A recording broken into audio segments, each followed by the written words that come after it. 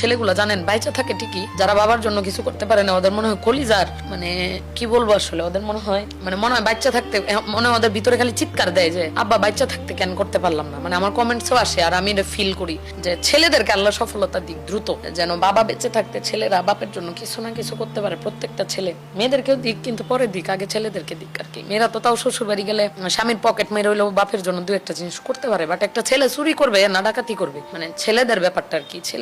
ছেলেরা তাড়াতাড়ি এস্টাবলিশ হয়ে অন্তত বাপ মা দুনিয়া থেকে যাওয়ার আগে কিছু করুক বাবা মার জন্য। আব্বুর কথা বলতে গেলেই কান্নাস। বিশেষ করে দেখেন আমি মেয়ে, কিন্তু আমি ছেলেদের কথা অনেক ভাবি, জানি না কেন।